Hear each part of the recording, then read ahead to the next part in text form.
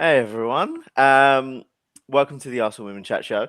And well, this is my first time hosting this, so bear with me if there's any technical difficulties or anything like that in today's stream. Welcome to my guests, making, I believe, your debut as well, Amanda.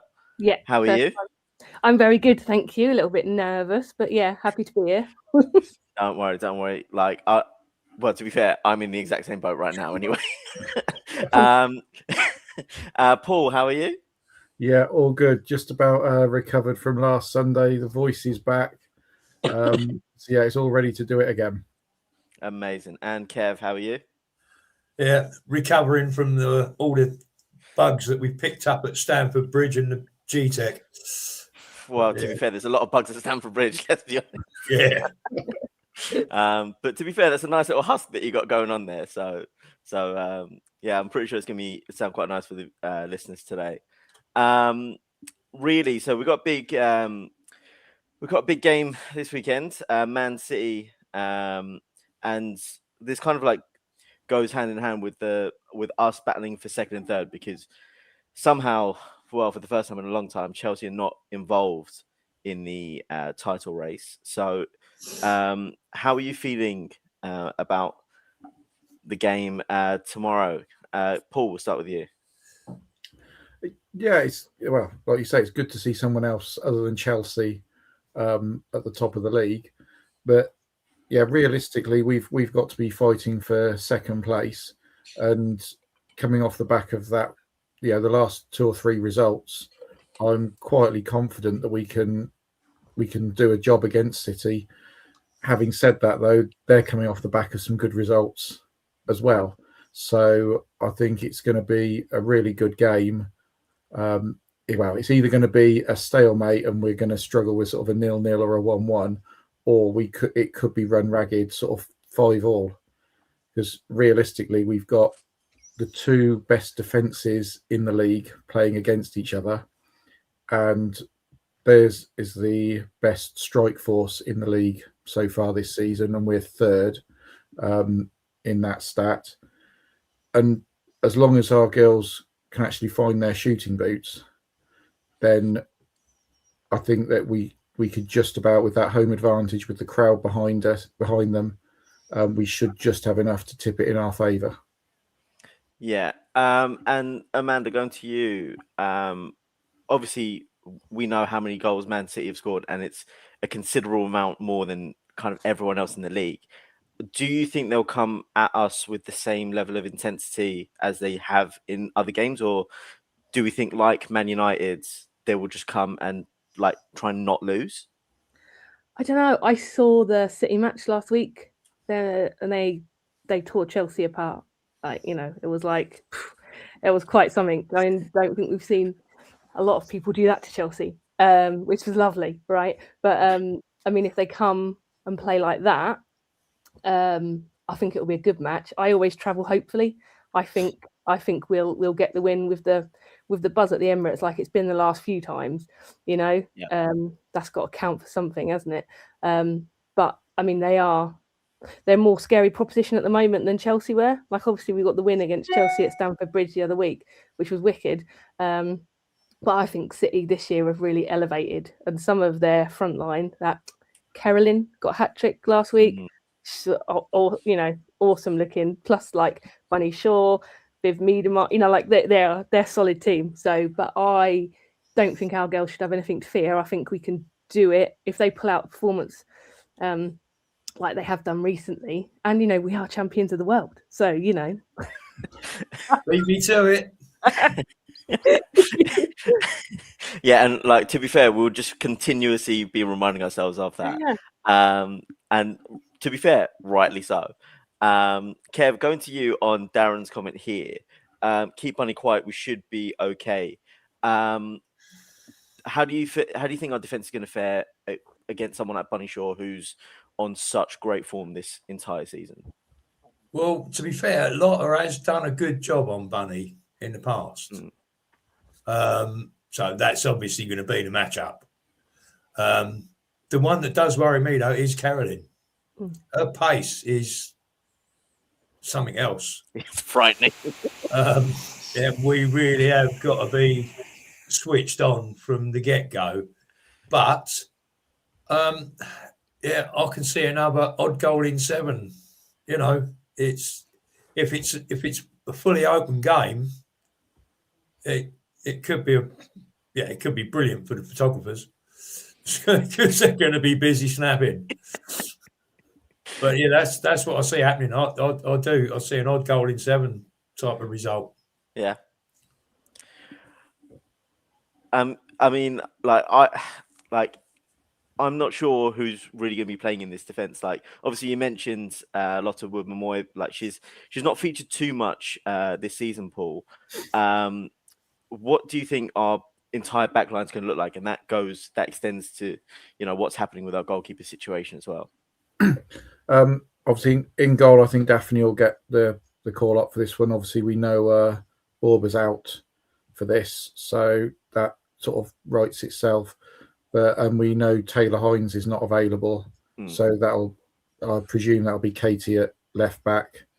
I can see Emily Fox at right back, and then the centre's a difficult one because Steph and Lotta have done really well in the last few games, but then you have got Leah Williamson that's fully fit as well, and you've got 3 defenders there that are, you got the existing partnership that's doing well over the last few games. But then you've got the Leah and Steph partnership that was doing pretty well earlier in the season. And also, but Lotta's having a fantastic run of form over the last few games. So I think that's going to be a really tricky one for Renee to pick which one she puts on the bench. And I wouldn't like to make that call. Yeah, exactly. And I'm going to throw the same question out to you, Amanda. Like, how do you think that balance between Leah, Lotta and Steph is gonna happen on tomorrow's game? Yeah,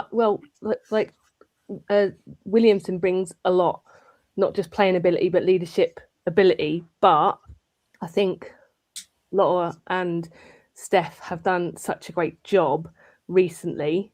If it was me, and it's obviously not, I wish it was, that would be epic. I'd probably start with them too. You've always got Leah in your back pocket to bring on. I agree, McCabe and Emily Fox. And then goalkeeper, I think that it's a decision's already made, isn't it? Because Borba, I think, is out anyway. And we'll have DVD back in, but I think it's a real shame because I think Borba was pretty amazing up until she got taken out the other night. So I think that's a real shame for her, and I hope she gets a chance to have another, fair fight for the shirt, because in my opinion, I think she was pretty good. But obviously DVD's got all the skills as well. But yeah. And Kev, we brought in Votkova over as basically a last resort. Really, what do you make of her? Do you think she'll even play at any point in the season, or is it just an emergency just to make sure that with Borba's injury, could it just to have someone there as cover?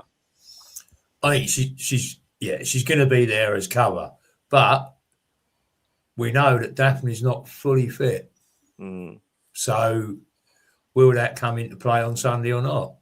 Because we could get a shock. We could find Votikova in goal, which, as an ex-Spud, I'm not overly impressed with that. But she did keep a clean sheet against us pre-season. Yeah, she did. But yeah, I'm hoping Daphne's fit to play. Because I love her to bits. Yeah, as an ex-goalkeeper myself, so it's But distribution's the key, especially against someone like City. Yeah, and obviously as the resident goalkeeper expert here yourself, how much of an impact do you think it is that she's not 100%? And we saw her at the start of the season, she wasn't playing to evidently the best of her abilities, and then she got another subsequent injury. How much of an impact do you think that's going to be on her to potentially play, well, be thrown in and play tomorrow? We know she does play through injury. I mean, you've only got to look at last year's Champions League, which we won, obviously. And she was nursing injury all the way through that, because obviously kept bringing Manu in and back out. Yeah. So we know she will play on an injury, but again, that's down to Renee to call that. Nobody else. Yeah.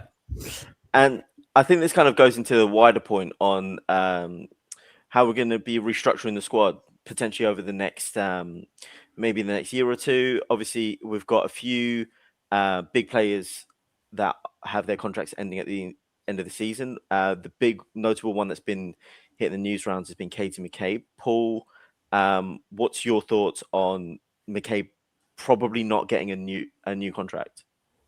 Yeah, I said the other day that I think her time at Arsenal has come to an end.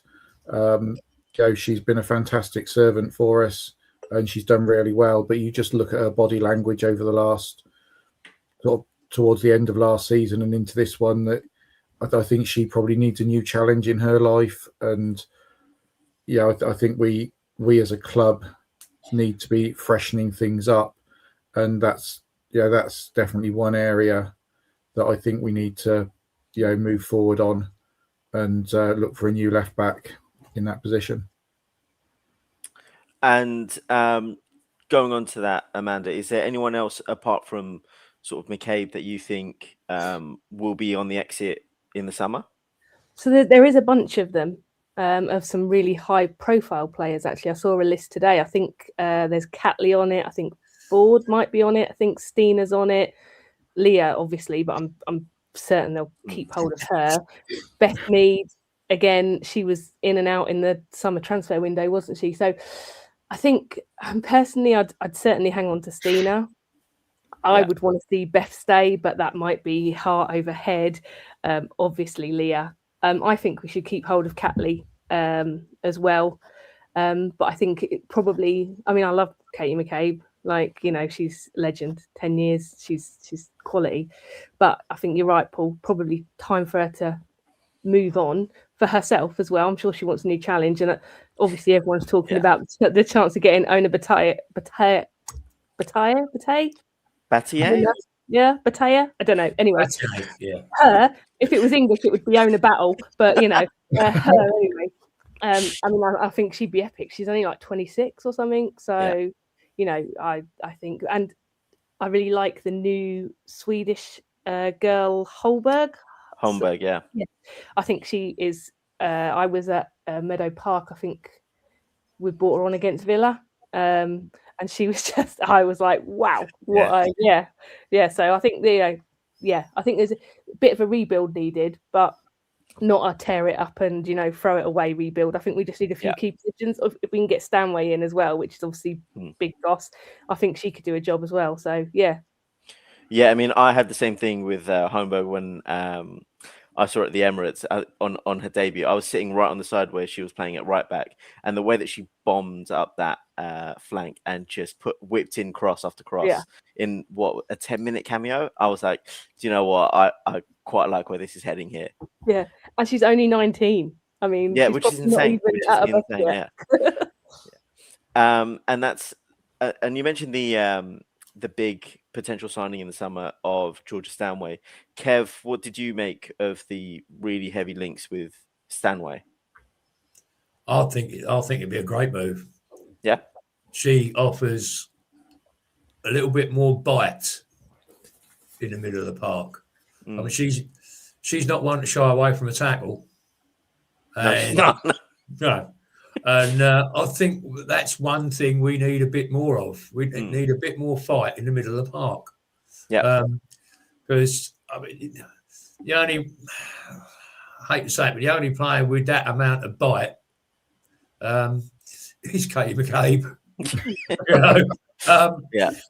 You need a bit more of it in the middle of the park. And I think with her in now, I mean... Yes, let's keep Kimmy going for another couple of years at least. which hopefully would allow us to push Mariona right up and, just unlock defences.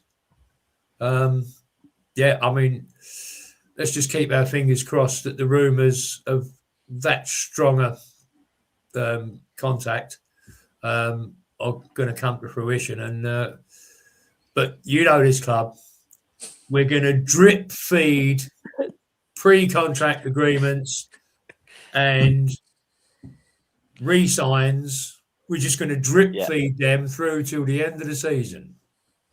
So going to keep us waiting. Yeah.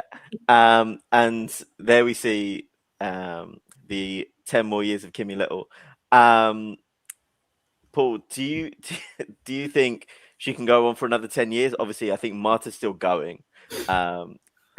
So can Kim Little pull off a little Marta and just stay playing for us for another good while? Excuse me. I mean, on current form, then there's no reason why not. But yeah, I think she's definitely got at least another year in her, and I think it's if she can keep going for 1, maybe 2 more years while we do the rebuilding, I think she's got the solid head and she's got the experience, and she's Arsenal through and through. So when the new players come in, you've still got that stability there. And I think, you can keep hold of some of those players that are like that, the likes of Kim Little, Leah Williamson, that know the club inside out. I think that'll be a real bonus for those new players that are coming in. And I think if we can make a statement with a couple of signings with the likes of Georgia Stanway and a couple of others, sort of make a statement to the rest of the league that, look, okay, we haven't quite been at our best the last couple of seasons. We've been up there, but not, realistically challenging Chelsea for the title. But we are now, going to do it. Yeah, we are currently champions of the world. So, we need to build on that, and we need to bring these signings in to make that real statement to the league and say, do you know what, we're not messing around now. We're going to go and win it. Yeah. And that whole sort of Stanway only wants Arsenal. She wants the move to come to us. Amanda, how do you think the midfield will look with Stanway in there? Do you think it's in replacement of someone like Kim Little long term, or do you think it's to play with Kim and Mariona, as Paul mentioned, or do you think there'll be another configuration of the midfield? I'm not completely sure. I think potentially Stanway might be a long-term replacement for Kim. I'd love to see her do at least another year or 2, but maybe she doesn't play, as regular as she has done. Same as Kev, I'd like to see Mariona pushed up a bit. I think that's where she thrives, and that's where she's at her best, I think, creatively. And I think far be it from me to question Renee, but it seems like a kind of bit of a waste, really, sort of having her where she's been recently. And I think when she has got the chance to get up a bit, but yeah, so I would say that, I think potentially some kind of, with, like this person has said here, possibly with the 3 in midfield, possibly, but certainly letting Mariona go and be able to unlock defenses for us, like Kev said, I think. Yeah, I mean that's part of the reason that I highlighted this. I think we could see a midfield of potentially Stanway a little bit deeper in that little combative role, while Little and Mariona go a bit further forward. But I mean, we're all hoping for Mariona to go a little bit further forward. And Kev, going to you, like moving further up the pitch, we've spoken about defense and how that's restructuring with McCabe potentially on the way out. Do we need to do much with the front line, or are you happy with the way that it's looking and with the depth in there? I think we don't need to mess about too much up front. Obviously, wrong side. That's hard. If we can keep less playing as an out and out 9, it's all I want to see. And obviously, with the way Mido's playing at the moment, fantastic. Chloe Kelly's coming back from injury. Hopefully, she'll get into the mix. Libby Smith. Yeah. So we've got, because obviously I believe that Fordy will go at the end of the season. So would we need to sign one more winger? Or have we potentially got one of those out on loan somewhere? Yeah, and I think we've got three at the moment, three really good players out on loan that have just gone back out on loan. With Layla Harbert, Maddie Earl, and Jessie Gale's off and running down at Bristol. How likely is it, do you think, that they'll potentially challenge in the first team next season, or do you think that it will be more towards, like, say, like a loan to like a Brighton or Everton, something like that? Yeah, they'll probably a year or so away, but then obviously you got Michelle to come back. Yeah, and Catherine just put that in the chat as well. Yeah, so yeah, I don't think we've got to worry too much about the front line. Yeah, I mean, Paul, going to you as well. How do you take the front line and potentially losing Ford? I mean, I know we really haven't seen the best of her this season. She did score in the final, but she has been missing something a little bit this season, hasn't she? Yeah, all season she hasn't been the same player that she was last year. She's been just off the boil almost every game, and she, up until last Sunday, it was one of two things with her, and the defences knew exactly what she was going to do. It was only last week that she tried something different, got the shot away, and scored the winner. So I think out of the whole front line, I think Ford will be the one that will make way. Whether Renee's got her eyes on someone to come in and replace her, or whether she looks sort of within the academy, and she has said in previous press conferences that she's looking at the young players that are coming through. She knows which ones she'd like to bring through into the first team. So I can see sort of a mix throughout the team of bringing in these new players, but also bringing them through the academy. I mean, she's done it with until she picked up the injury, Katie Reid coming in at the back. So again, that's one that come next season will hopefully come back into the first team with the injury, as well as Michelle up front. And then you have got the likes of Maddie Earl, Layla Harbert that have gone back out on loan. Again, we've got a really good, talented academy that's there. So I don't see why she can't use it a little bit. Yeah, and I think we've seen talented youngsters of ours go away and like on permanent deals as well and do quite well. I think I've always been impressed with Anna Patton when I've seen her play at Aston Villa, and Freya Godfrey's really hitting her mark. Coming into her own at London City Lionesses as well. Amanda, do you think there's a little bit of a fear with these younger players that if they don't get the opportunities, that they will look for permanent moves elsewhere? I think so. I think there's a lot less patience than there probably once was, where you'd just sit and wait your turn and then, you'd try and stay around the place and fight for it. But yeah, so I think there is definitely a lot less patience these days. And I'm not sure that's necessarily a bad thing. Ambition, these girls have only got limited time. I guess they want to get to the best they can be. And maybe for some of them, they feel that is a move. I think with regards to the front line, I think perhaps after that goal at the final the other night where we won, world champions, that the floodgates might open a bit for Fordy, I hope, and maybe that's the shot in the arm she needs. But I think the front line is all right, and Liv Smith, having seen her live a couple of times, you don't get it on the telly how rapid she is, and how you can actually, she scares the bejesus into people when she's running at them, and her trickery. And I guess that's why she's getting kicked around so much. I think she might be the most fouled player in the WSL at the moment. So I think she's another real massive, like hope for us in terms of the front line.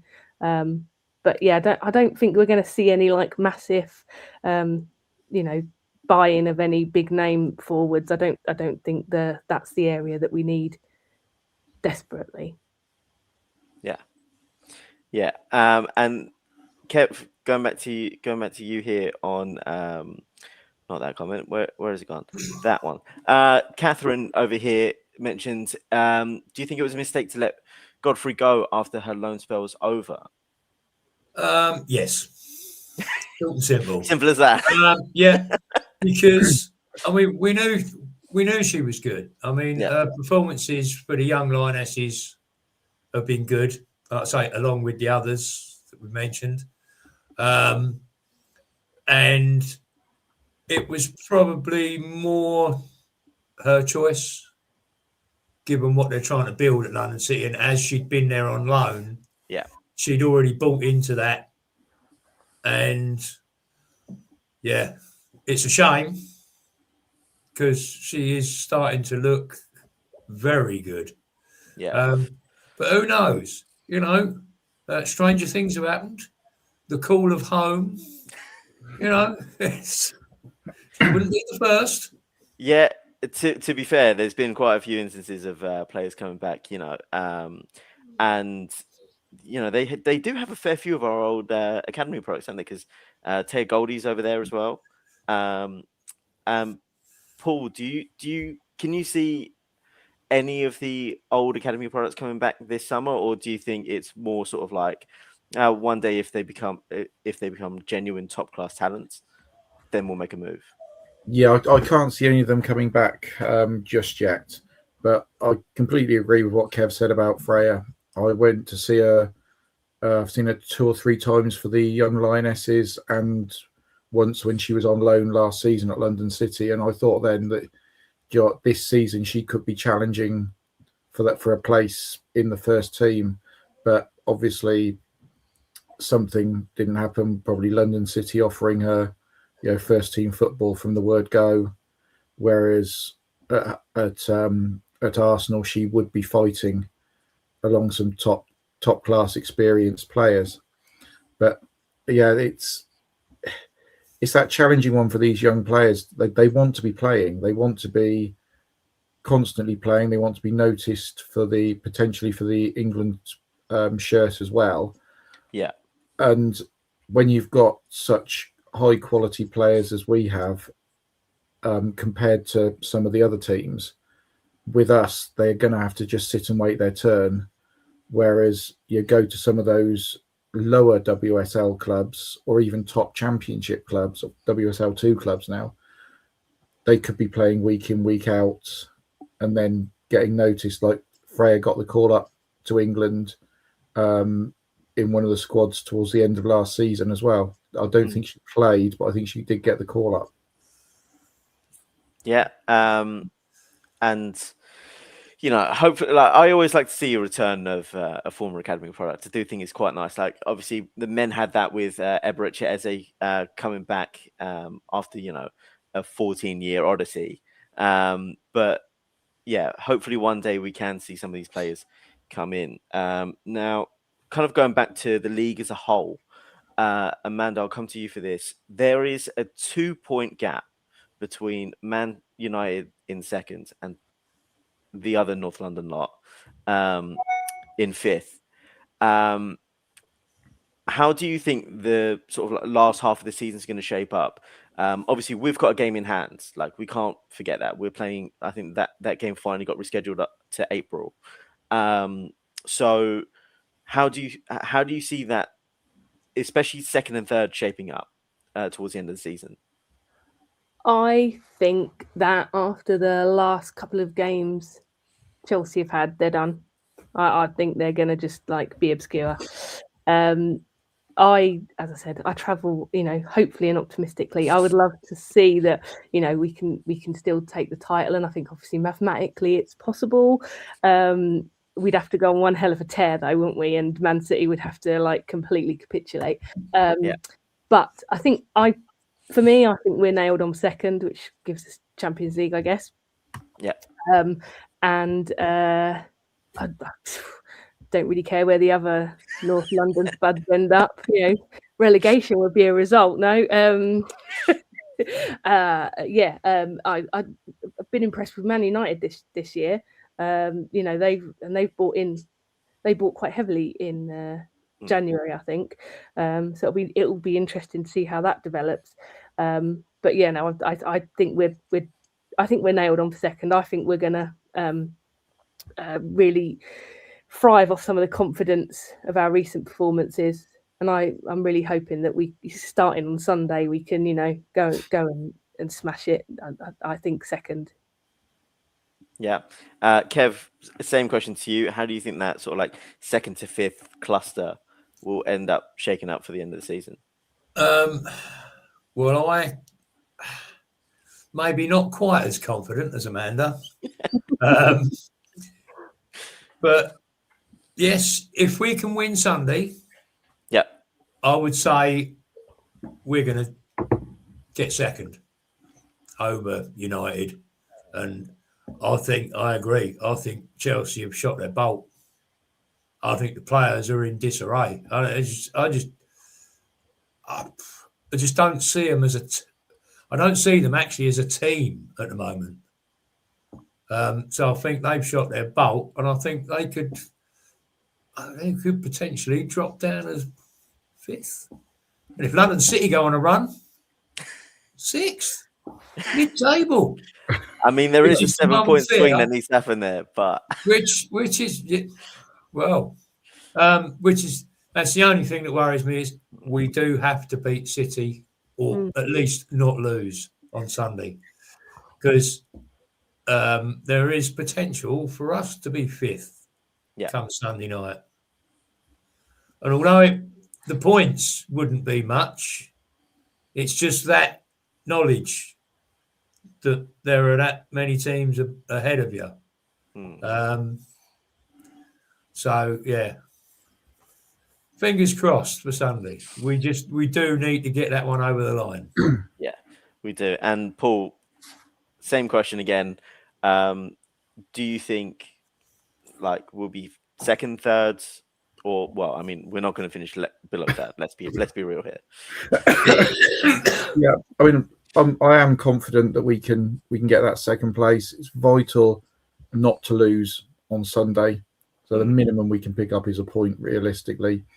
But also on the final day, Chelsea play Man United. So that's going to be a really interesting one. I think our last 3 games, if I remember correctly, is now Leicester at home, Everton at home, and then Liverpool away. So once we get past Sunday, we're then gradually, in effect, getting an easier run as we go on. We're almost playing the league in order that it is. Yeah. Because we got Brighton coming up, who are up there, London City. Then we got that lot from down the road as well. So with what on paper should be easier games, then are going to be towards the end of the season, and that's also when we're going to be involved in Champions League semi-finals, FA Cup semi-finals as well. So we're going to be fighting on 3 fronts at that point, and having that game in hand against Leicester, I think, is brilliant for us. If it had been against somebody like Man City or Chelsea, you've always got that worry that that's a really difficult tie. But having it against somebody like Leicester, if we've just played a big game just before them, it could be a bit of a we're back at the Emirates. It's only Leicester. Okay, the crowd's not going to be massive for that one, from what I see. People maybe not going to it, but I'm quietly confident we can get that second place. Yeah. And Amanda, I just wanted to highlight this comment here from Catherine. Do you see Chelsea genuinely dropping out of the top 3 this season? I do. I really do. I think they are an absolute cluster after the last 2 games. They haven't got a clue. They just don't look, as much as, obviously I hate Chelsea, but, in previous seasons, they've looked like a well-oiled machine. They've I thought when we played them and when City played them, they just look like headless chickens running around. So, yeah, I think to Nick Kev's line, they've shot their bolt 100%. And I think they're out the top three. I think it's going to be 2 Manchester sides and us in the top three. Yeah. In that order, or do you think? No, I think No. realistically, City, us, United. Okay. And Kev, in terms of Chelsea and their form, we kind of heard rumblings, we kind of saw it really last season where Chelsea just didn't look that impressive, but they were grinding out these results and whatnot. And all 3 of their losses have come in their last 5 games. How much of an impact do you think that is mentally, especially with this little cluster of teams that we've got challenging for the Champions League spots? Yeah, but it's got to affect them. I mean, as you say, last season, I was always bemoaning the fact that they were winning by a late penalty, or they were just scraping over the line. They weren't that impressive, but they managed to get it done by hook or by crook. And the cracks were obviously starting to show when we played them at home. Because we beat them fair and square. Yeah. Apart from some crap officiating. And as an ex-referee, I'm allowed to say that. But I seriously think it's in their heads now. And it's got to affect you, especially after the drubbing they took against City. I mean, they just, obviously I didn't see much of the game because we were outside the pub taunting the 700 or 800 Corinthians fans that were walking past. But yeah, we did hear the shouts from inside the pub every time City scored. And Paul, going back to you on sort of like the way that Chelsea and even potentially United are looking with their squads, like they are pretty stacked in terms of some of their names in both teams. Do you think if either don't qualify for the Champions League, that there might be a mass exodus of any sorts? I think possibly at Chelsea, yes. I think they're used to being at the top in pretty much all competitions. Obviously not winning in Europe because that's our job.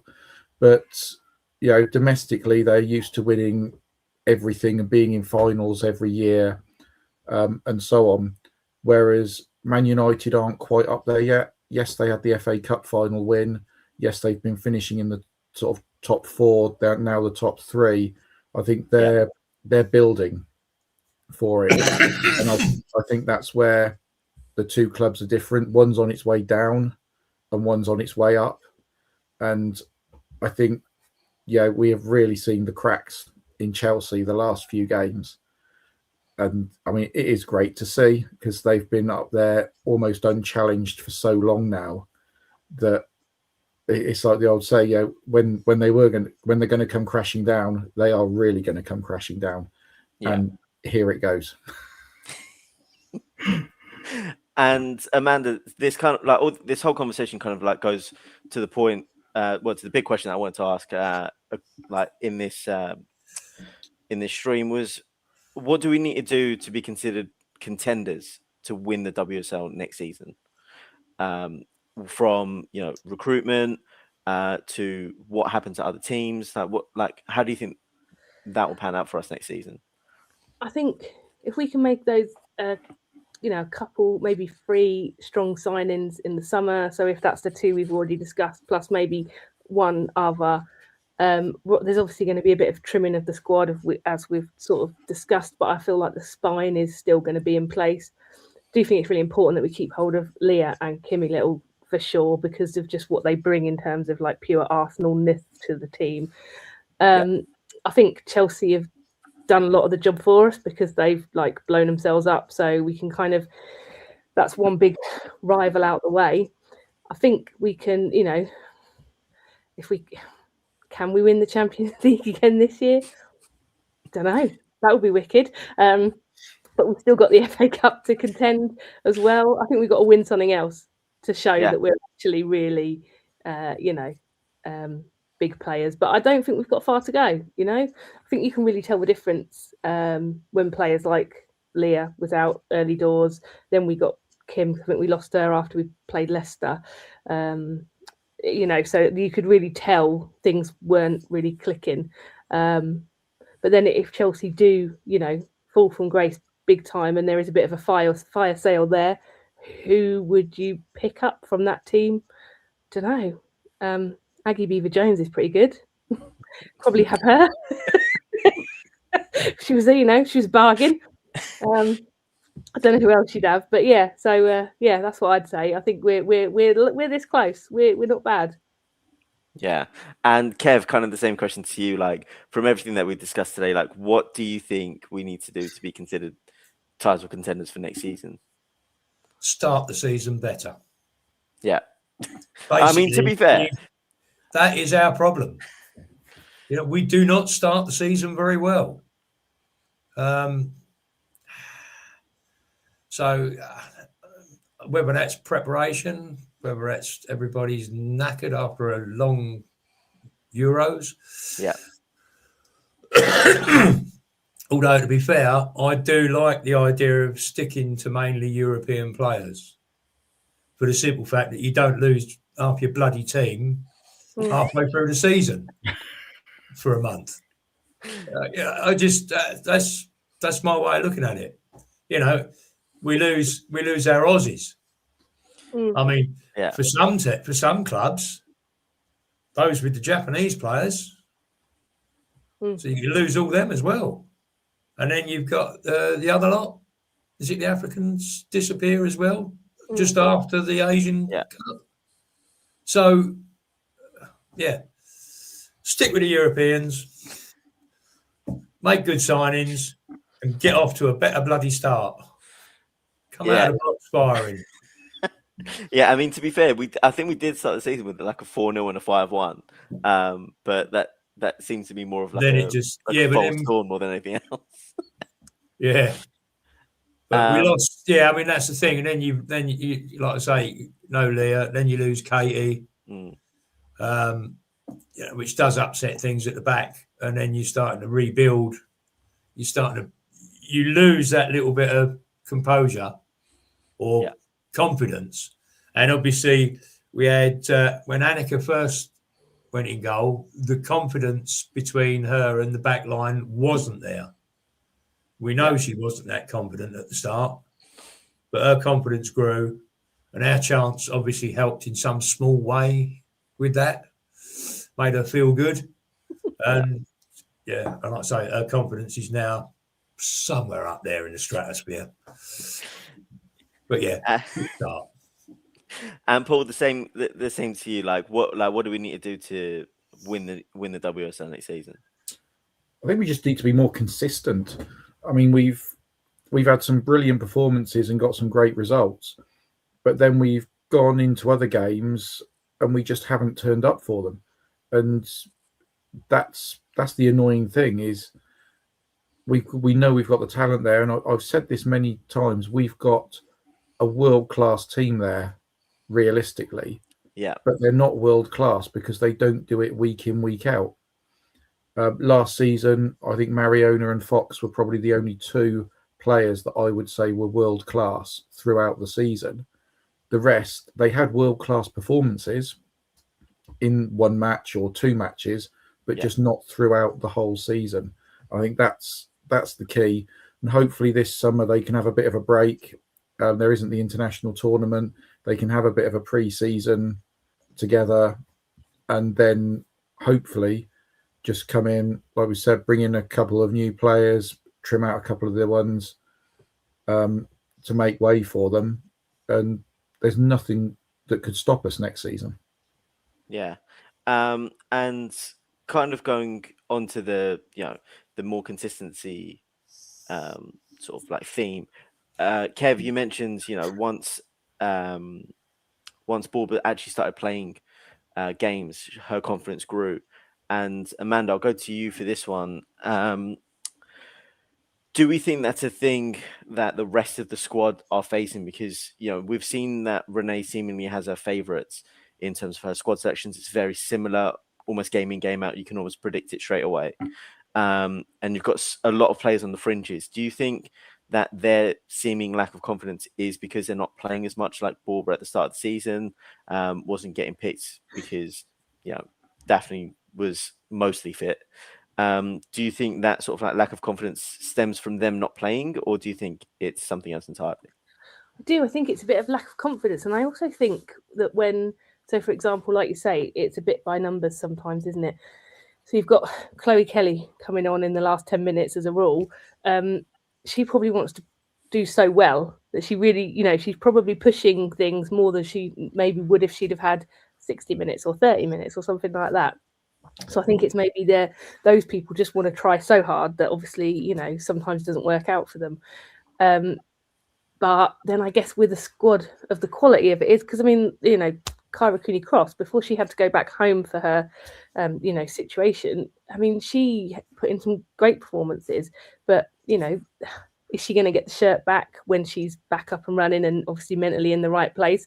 Probably deserves another crack, no? Yeah, but so, yeah, I don't know. I think it's confidence, and I think it's just when they do get the opportunity, they just want to blast it, and, sometimes it doesn't just work out. Yeah.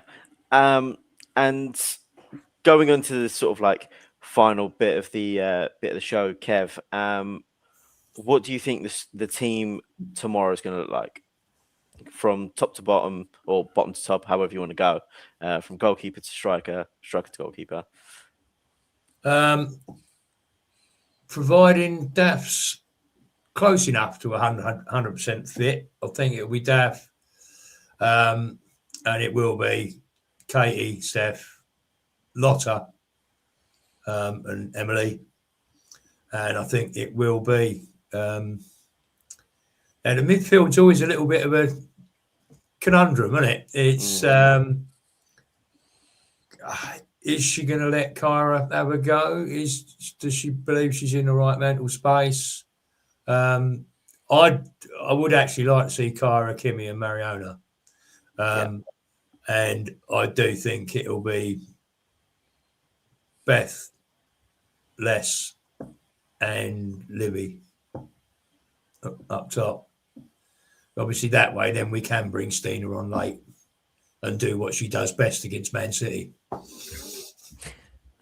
Yeah, Paul. Same thing to you. Do you think there's any deviation from that, or do you think it's pretty much the same? Again, I'd love to see Kyra, Kim, and Mariona in that midfield, but I can't see it happening against City. But yeah, I think Kev's pretty much spot on there with the selection, and I can see Stina coming off the bench and getting that winning goal. Because realistically, again, I've said it before, I think Stina is one of the few players that can change a game by coming off the bench. Probably Stina and Chloe at the moment are the only two that I would trust that if whatever we were doing wasn't working, they'd be the ones that I'd turn to sort of change the game up a bit in our favour. Yeah, and Amanda, what do you think the team? Agree with Kevin Paul with one trade. I would switch Foxy for Holberg just for something different, with that pace and those crosses, because I think you've got to try something different, though.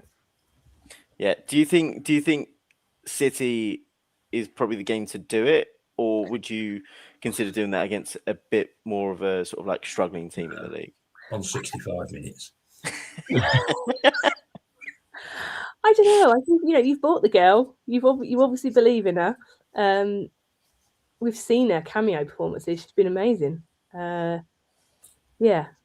that's what I do. But I unfortunately am not the manager. Yeah, I mean, to be fair, we all wish we could make this choice. I think all of us unilaterally have an ideal midfield three of Kyra with Kim and Mariona. But I mean, for me, I've got a soft spot for Palova. I think she's a great player, and I'd like to see her in that team. Maybe with Free to drop into the bench, and you can almost have a midfield of Palova with Kim and Mariona. But hey, Like again, none of us are the managers, so we can't really do that. In terms of the score predictions, the old favorite segment, Kev, hands on the head already. Can I get your score prediction with the first goal scorer, please? Oh God. I'll go for the 4-3 Arsenal. Okay. That's the heart. Are we naming all 7 goal scorers here? No. No chance. And I'm going to say, my girl's going to do it. Yeah? Yeah. She's got to start banging them in, but she has got to start staying more central. Let the wingers do wingers things. And Paul, what do you reckon? Score and first goal scorer, please. I think we're going to just about do it. I think we're going to do it 3-2. But I think the winning goal is going to be a Chloe Kelly assist for Stina to get that one to win it. It's all, Stina's history against City, and of course Chloe coming from City to get the winning goal. But yeah, I think as long as Russo stays up where she needs to be, I think she can get us probably 1 or 2 this Sunday. I mean, hopefully. Amanda, same thing to you. Score prediction and goal scorer. For me, I reckon 2-1, and Okay. I think we're going to see another Liv Smith absolute screamer to take the net off. And is that going to open the scoring, or do you reckon that's going to be like a limbs everywhere winner? I think that's going to be the first goal. I think Chloe Kelly's going to come on and take the second goal and go absolutely mental. Yeah. Which will just be beautiful. I can't wait. I'm so excited to go this week. I really am. And a little bit of news that kind of happened as we were doing the show. Bon Pastor has been given a new contract at Chelsea. How do we all feel about that? I mean, not that it matters too much to us, I guess. But like, given the disarray that we were talking about at Chelsea, fire sale incoming. Do you think it'll be like a fire sale? Or do you think it's kind of an act to try and steady a ship? Paul, I'll start with you on that. Yeah, the timing's very interesting on that after the recent performances. So I think it's probably the Chelsea board higher up just trying to say to the team, we have confidence in her, listen to her, and okay, realistically, if we were talking from a Chelsea point of view, their season's ended in the WSL because it is over to City now. Yeah. But whether they're going to look at doing a rebuilding or not, but at the end of the day, do we really care? That's Chelsea. Exactly. And like as Dorian mentioned here, it's just like what happened with Jonas. Like we hit a bad patch of form, tried to remedy it with a new contract, and we all know what happened there. But it's one of those things. Like if Jonas was managed to win the Champions League, probably not. So let's see how this shakes out. But if this means that Chelsea don't finish in the top 3, then this contract extension might be the world's shortest contract extension. And finally, just before we wrap up here, obviously we know the league is 99% going to Man City. How do you rate our chances in the other competitions? Kev, I'll start with you. I think we can win the FA Cup. I really do, and it's about time. It's been a while, I think, hasn't it? Yeah. I remember seeing first time I ever watched Arsenal women was I think it was the 1998 FA Cup final. Rachel Yankee, what a mover! But Champions League final, we've got to make the final. I wouldn't really be too bothered, but if we make the final, and we win the FA Cup, I'm one happy gooner. Yeah. And Paul, how do you think the rest of the competition is going to shake up for us? Yeah, as long as we finish in the top 3, so that we're guaranteed Champions League football next season. We're already world champions, so we've got that trophy already this season. We've got Bristol in the FA Cup in the next round. We should get through past them. I'd love to have a day out at Wembley with everyone, from the North Bank celebrating behind that goal when we lift that trophy. And there's no reason why we can't beat Leuven, and then we just got that other club called Chelsea, I think it is, in the following round. But they're nothing too exciting these days. So I can't see us not getting coming out of the cups too soon. I can see us making good cup runs in both Europe and domestically. Yeah. What about you, Amanda? So I'm going to stick with my second in the WSL. Yep. Defo. I am going to say, I agree. I think we've got Leuven, then we've got Chelsea. They don't hold any fear for us anymore in the Champions League. I'd like to see us in the final, and I think maybe, hell, why not? 1-0 to the Arsenal in the final. Run it back. We take it, right? We're going to win the FA Cup, I think. So, I think we're going to be very happy Gooners in the next 6 months or so. Yeah, and just a reminder, if anyone forgot and can't really make out the background of the stream as well, did anyone say we are Club World Cup champions? Maybe once or twice. Like, I honestly can't remember. Can you remind me again? I think we might have just mentioned that we might be champions of the world. Possibly. There we go. There we go. Are you all going to be at the game tomorrow, Kev? Sunday, yes. Yeah. Yeah. What about you, Paul? Yeah, definitely. Amazing. I don't know why I keep thinking it's tomorrow. It's Sunday. Unless I just rock up to the Emirates. Sunday match. I will also be there too on Sunday. But this is this has been a really fun episode to host. Obviously, welcome Amanda to the wonderful world of the Arsenal Women Chat Show. And you've been fantastic on your debut episode, Paul. As always, great to have you here. And hopefully can see you at the next little meetup. And Kev as well.